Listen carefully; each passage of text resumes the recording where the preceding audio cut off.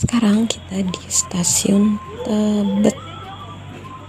Jadi ini tuh aku udah beberapa tahun nggak pernah kesini. Ini kesini lagi, jadi excited.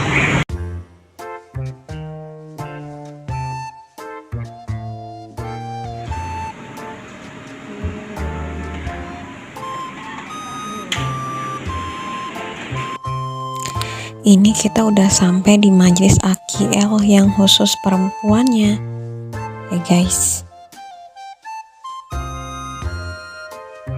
Nah ini adalah tempatnya guys, luas dan udah ada teman-teman yang datang dari wilayah mana aja.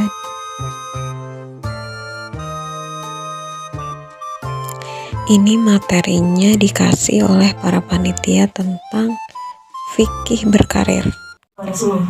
Subhanaka la ilma lana illa ma 'allamtana innaka antal alimul hakim. Subhanaka la ilma lana illa ma 'allamtana innaka antal alimul hakim. Subhanaka la ilma lana illa ma 'allamtana innaka antal alimul hakim. Rabbi zidni ilma. Alhamdulillah, puji syukur hadirat Allah Subhanahu wa taala atas segala limpahan rahmat serta hidayahnya, sehingga kita dapat berjumpa kembali dalam kajian rutin Majelis An-Nisa. Salawat dan salam kepada Nabi besar Muhammad SAW. Berkat perjuangan beliau, kita dapat merasakan nikmatnya iman, nikmatnya Islam sampai dengan hari ini. Sahabat manis yang dirahmati Allah Subhanahu wa taala, bagaimana kabar manis hari ini? Masya Allah. Semoga Allah Al-Hafiz menjaga kita semua dari keburukan dunia dan akhirat. Amin. Sebelum kajian manis hari ini kita mulai, kita akan memulainya dengan membaca surat Quran surat Al-Qasas ayat 23-26 yang akan dipimpin oleh Ukhti Umu sebagai tilawah dan serta sari tilawahnya Ukhti Anas. Dipersilakan.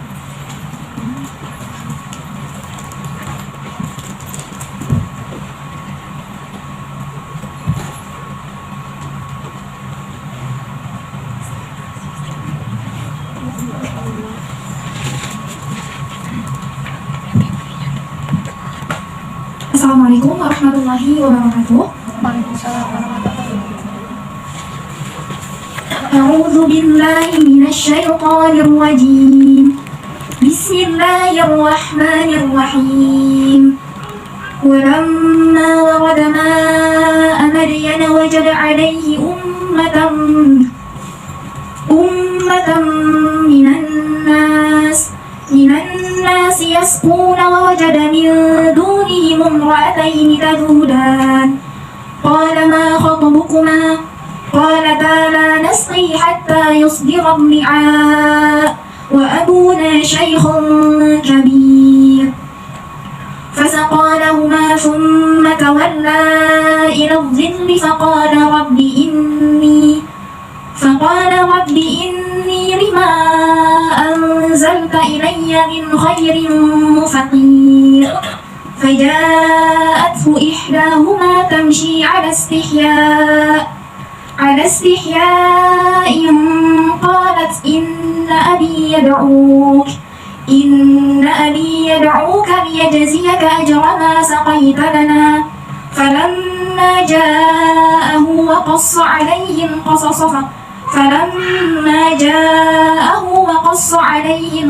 qāla lā takhaf najawta minal qawmi adh-dhālimīn. Qālat ihdāhumā yā abati ista'jirhu inna khayra man ista'jarta al-qawiyyul amīn. Shadaqallahul 'azīm. Dengan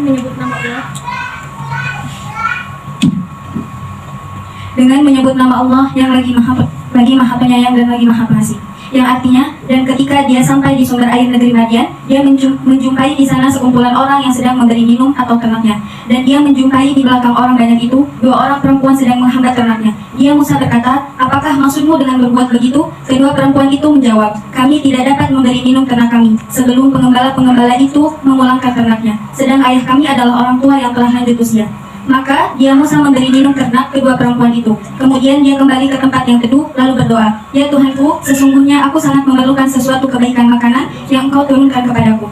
Kemudian datanglah kepada Musa salah seorang dari kedua perempuan itu berjalan dengan malu-malu. Dia berkata, sesungguhnya ayahku mengundangmu untuk memberi balasan sebagai imbalan atas kebaikanmu memberi minum ternak kami. Ketika Musa mendatangi ayah wanita itu, Syekh Madian, dan menceritakan kepadanya kisah mengenai dirinya. Dia, Syekh Madian berkata, janganlah engkau takut, engkau telah selamat dari orang-orang yang zalim itu. Dan salah seorang dari kedua perempuan itu berkata, wahai ayahku, jadikanlah dia sebagai pekerja pada kita. Sesungguhnya orang yang paling baik yang engkau ambil sebagai pekerja pada kita ialah orang yang kuat dan dapat dipercaya. Maha benar Allah dengan segala firman-Nya. Wassalamualaikum warahmatullahi wabarakatuh.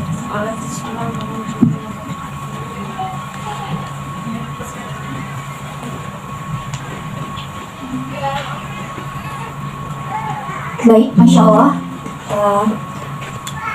Semoga kita semua yang mendengarkan serta membaca ayat suci Al-Quran selalu mendapatkan rahmat dari Allah Subhanahu Wa Taala. Amin. Perkenalkan, saya Afifah sebagai MC hari ini yang akan membersamai sahabat manis pagi ini. Kajian pagi ini akan membahas fikih wanita tentang muslimah berkarir. Emangnya boleh? Disampaikan, insya Allah akan disampaikan oleh guru kita, Ustazah Aini Aryani LCMA.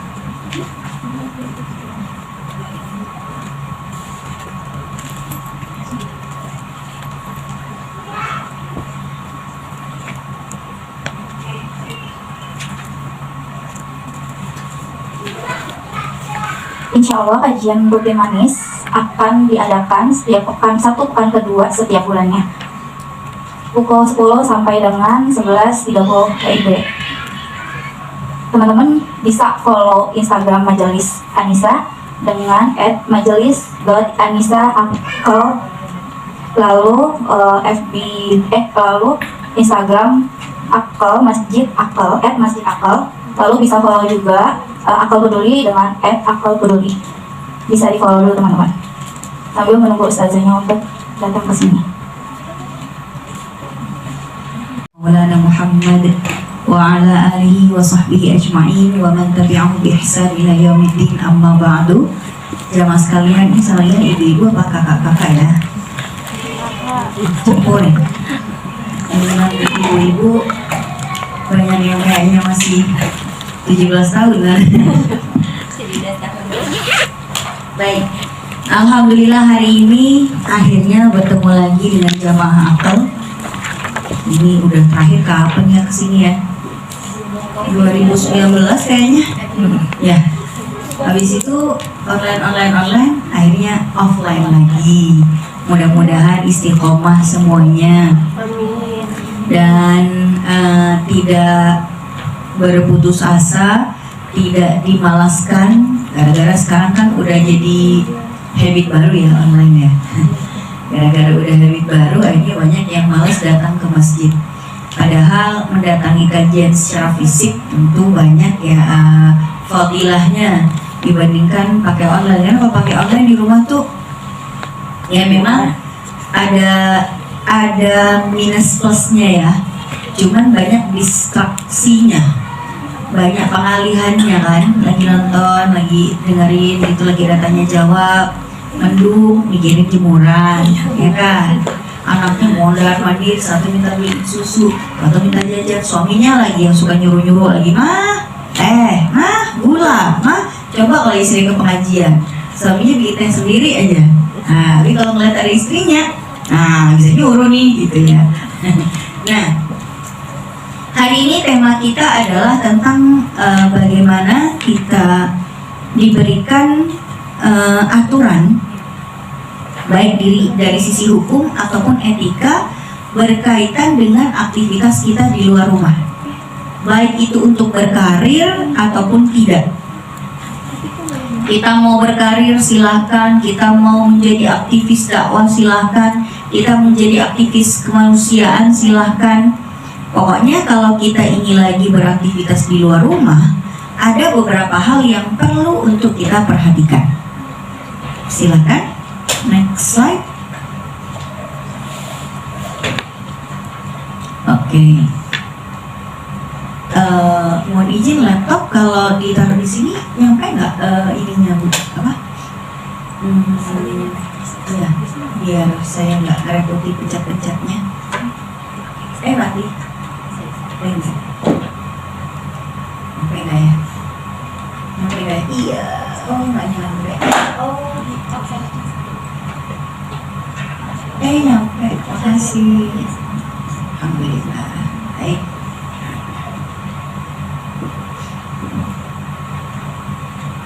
Nah, sekarang kita bicara tentang adabnya dulu. Bagaimana adab keluar rumah bagi seorang perempuan muslimah yang harus dia perhatikan. Pertama, mendapatkan izin dari suaminya.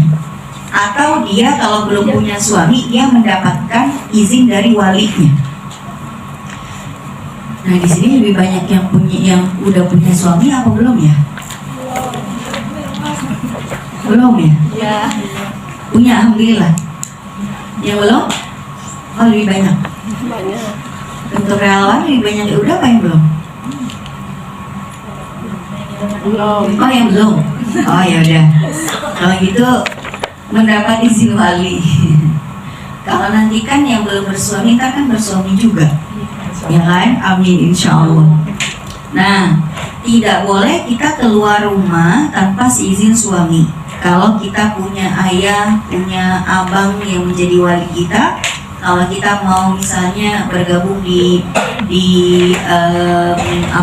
kegiatan kemanusiaan mana, atau kita mau kerja di mana, kita juga harus mengkonsultasikannya kepada wali kita. Kemudian yang kedua, sebisa mungkin diawali dengan berdoa.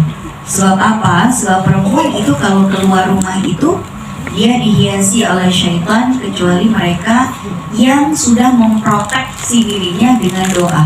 Doa itu yang menjadi perisai kita, yang melindungi kita dari serangan bahaya. Tidak hanya serangan bahaya fisik seperti pelecehan seksual, tapi serangan bahaya-bahaya lain seperti ghazwul fikri, perang pemikiran, ya kan? Gampang diprovokasi, atau disuuzonin, atau digibahin, gitu ya, atau ditipu, atau dicelakai, atau mencelakakan, atau dibodohi, atau diapa-apain. Nah, itu makanya kita keluar rumah itu pakai perisai yang bernama doa. Nanti doanya kita bahas. Yang ketiga, tentunya menutup aurat. Menutup aurat itu bukan semata-mata agar kita terhindar dari gangguan laki-laki, ya, enggak. Kita pakai kerudung, kita pakai gamis, kita pakai penutup aurat, itu semua lillahi ta'ala, terlepas apakah kita akan digoda atau tidak. Jangan sampai, aduh saya merasa tidak menarik, saya siapa juga yang mau godain, udahlah nggak usah pakai kerudung. Enggak, kita pakai kerudung bukan demi mereka, kita pakai kerudung bukan demi laki-laki. Emang siapa mereka itu? Kita pakai kerudung itu lillahi ta'ala. Kemudian berikutnya, menghindari tabaruj. Nah, kita bahas apa itu tabaruj. Kemudian berikutnya lagi, keluar rumah kita tidak mengabaikan urusan rumah. Sebisa mungkin rumah dalam kondisi rapi. Anak-anak kita yakini kalau dibawa, apakah anak-anak kita akan nyaman di tempat berkegiatan. Apakah anak-anak kalau di rumah ada yang menjaga mereka dengan amanah. Dan yang keenam adalah menjaga kehormatan dan rasa malu. Inilah yang sekarang banyak hilang dari muslimah. Gara-gara media sosial, itu rasa malu itu banyak yang hilang. Jangan sekalian, kalau lagi foto selfie, biasanya posenya gimana? Melet-melet gak? Saya heran, emangnya kalau melet-melet itu cantik ya? Aneh. Kok banyak yang melet gitu? Bukannya orang kalau berfoto biar terlihat anggun dan cantik ya? Kenapa melet? Bukannya jadi kelihatan jelek ya? Itu juga bingung. Katanya biar imut ya? Kok kata saya enggak ya? Ya tergantung sih ya. Kalau emang anaknya imut, ya imut bukan karena melet, emang karena dia imut. Yang tidak imut dia melet malah nggak jadi imut kan? Gitu. Coba anggun aja gitu dulu biasa. Itu kan jadi anggun, jadi terhormat kan gitu. Gini, bicara tentang rasa malu, sebelum kita posting gambar apapun di media sosial, kita mikir kira-kira kalau 20 tahun lagi saya lihat foto ini, saya malu apa enggak gitu. Itu standarnya. Kira-kira kalau nanti saya agak-agak tua-tua gimana, terus saya punya anak saya ngeliat foto saya ini, saya malu nggak ya? Gitu. Jadi bukan kita siapa dan apa sekarang, tapi kita akan menjadi apa kira-kira 20 tahun yang lalu. Misalnya saya pas 17 tahun misalnya udah ada Facebook, udah ada Instagram, saya posting yang melet-melet, terus tiktokan goyang-goyang pinggul. Lalu hari ini saya jadi ustazah di sini, jamaah saya melihat foto saya 16 tahun yang lalu, malu nggak saya? Malu dong. Untungnya 16 tahun yang lalu saya nggak begitu, gitu aja. Maka jamaah sekalian, kita harus menjaga masa depan kita agar di masa depan itu tidak membuat kita merasa akan malu atas apa yang kita kerjain sekarang gitu. Karena orang bilang laki-laki itu dilihat kan dari masa depannya. Kalau perempuan, karena dilihat dari masa lalunya. Kalau laki-laki masa lalunya brengsek gitu ya, dia pernah masuk bui gara-gara narkoba segala macam. 20 tahun kemudian dia jadi orang yang sukses, dia hijrah. Santai dia dapat perempuan manapun yang solehah segala macamnya. Karena yang terlihat itu masa depan, yang penting dia itu berpenghasilan, dia baik, dia soleh, dia apa di masa depannya itu. Coba kalau perempuan, masa depannya bagus, begitu dia menikah dikoreklah masa lalunya sama keluarga laki-lakinya. Biasanya seperti itu. Rasanya memang tidak adil. Kenapa ya perempuan suka dikorek masa lalunya? Ya terserah, yang penting gimana kita agar tidak menabung aib untuk masa depan. Itulah kenapa perempuan itu dijaga betul-betul oleh walinya. Bahkan nikah pun harus izin wali. Ya kenapa? Biar dia tidak gampang masuk ke perangkap buaya darat. Karena mungkin walinya lah yang lebih tahu siapa di antara para pelakar itu yang berpotensi jadi buaya darat. Perempuan kalau dia jatuh cinta, logikanya nggak berfungsi 80%. Karena emang dia didominasi oleh perasaan. Maka kalau dia jatuh cinta, apakah cintanya itu akan membawa ke pelaminan atau tidak? Woi, harus di fit and proper test dulu sama walinya, gitu loh. Bapaknya itu yang akan menjadi salah satu juri fit and proper testnya. Kamu anak mana? Orang tua di mana? Kerjaan apa? Pendidikan sampai mana? Aktivitasnya sekarang di mana?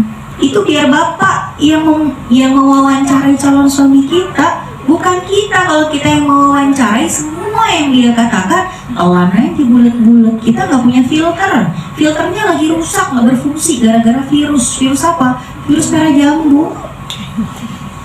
Gitu. Iya dong, karena saya juga pernah kok mengalami masa-masa kayak gitu. Kayaknya kalau udah cinta harus sama dia gitu. Iya kan? Pokoknya kalau nggak sama dia nggak mau. Buta kita dengan semua yang lain. Tapi kan ada wali kita yang memproteksi. Enggak dong, anak perempuan saya harus dinikahi oleh laki-laki baik-baik yang bisa menjaga anak saya ini seperti saya jagain dia. Nah kalau kita jadi anak yang baru istilahnya ya, kalau anak yang masih muda banget tuh kinyis katanya ya, masih kinyis jatuh cinta dia langsung, pokoknya kita nikah aja, calon suami yang gak punya kerjaan biarin bang, yang penting cinta. Calon suaminya katanya digosipin dengan yang lain, katanya dia mata keranjang, gak percaya dia. Nah, maka jamaah sekalian, perempuan itu harus punya rasa malu. Rasa malu itulah yang membawa dia pada kehormatan dirinya. Kalau rasa malu hilang, kalau udah jatuh cinta, dia ya Allah, mau diajak apapun sama laki-laki mau. Padahal laki-lakinya manipulatif kadang. Kalau kata laki-lakinya, masa kamu